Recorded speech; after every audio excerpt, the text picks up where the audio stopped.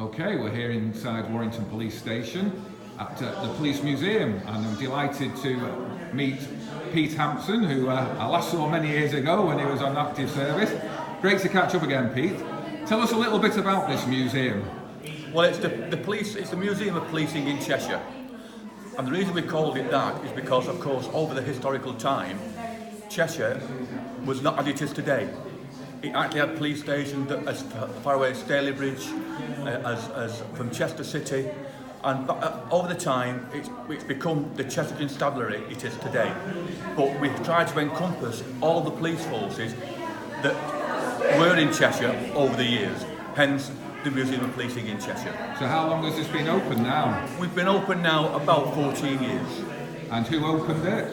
I was instrumental with another retired officer called Peter Rowe. Peter, to be fair, was the main man who instigated it. He was retired, I was still working. But it's something we've developed over the years, and it's something today that we're quite proud of. Well, am I right in thinking it was originally in Stockton Heath? We were at Stockton Heath for a short while, but it outgrew the police station, so very kindly the divisional commander here at that time said we can use the disused cells here and this end of the police station. Of course, we're in the Arpley Street, right in the heart of the police station. We are right in the heart of an operational Victorian police station. Okay, so what are you going to show me next? I'm going to show you some weapons. Okay, let's go and have a look. Right, that's certainly a collection of weapons there, Peter. Yeah, it's something we like to... In the museums, we like to be an enjoyable visit. But I think sometimes there's a serious side to what the police have to do. And these bladed weapons are an excellent example of the type of things that our police officers in modern times are having to face every day. And can I say to you, we haven't purchased these knives to show you. These are what have been seized by police officers on the streets of Cheshire over the past few years. Wow. Some of them look quite historic though. Yeah, we've got a bayonet, we've got a samurai sword, we've got an everyday knife, we've even got a scout knife here that many years ago, if you remember, kids could quite lawfully wear on the street. Unfortunately, nowadays, that's illegal. Okay, so what are we going to look at now? I think we'll walk through the TARDIS and we'll show you our underwater search unit. Okay, Gary, you want to go with me now? We'll walk through the TARDIS. Okay, I'm sure it's a lot bigger inside, isn't it? It most certainly is. Okay. So it's very busy here on the open day. I know, I suppose if you like really ill or dying, you'd rather get on that and get to the hospital, wouldn't you? Yeah?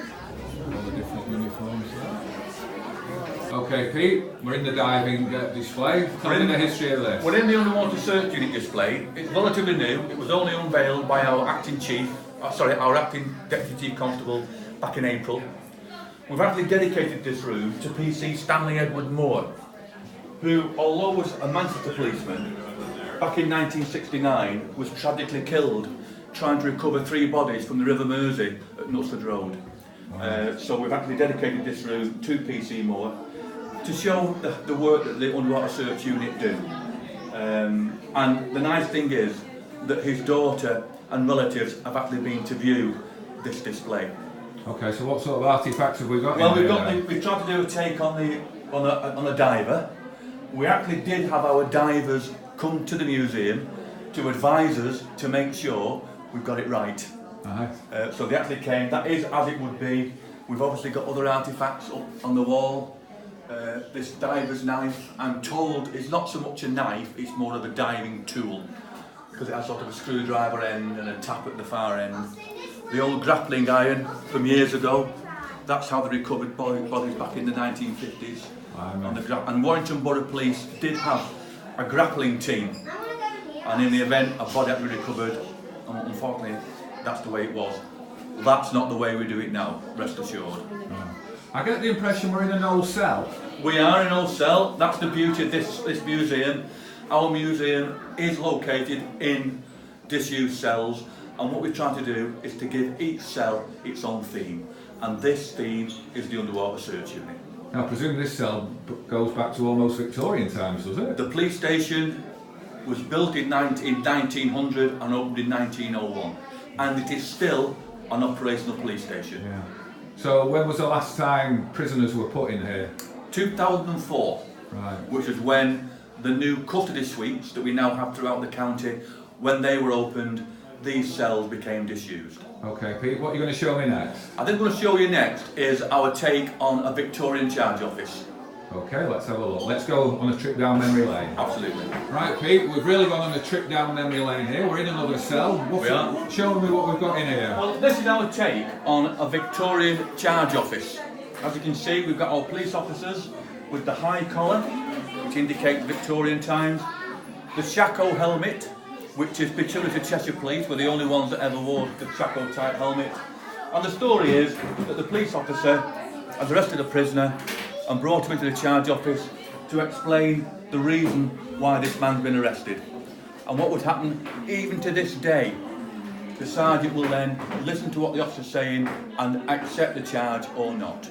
So when you became a police officer, I'm Yeah. not suggesting it goes back as far as this, but it probably wasn't too dissimilar, was it? The system is very much the same.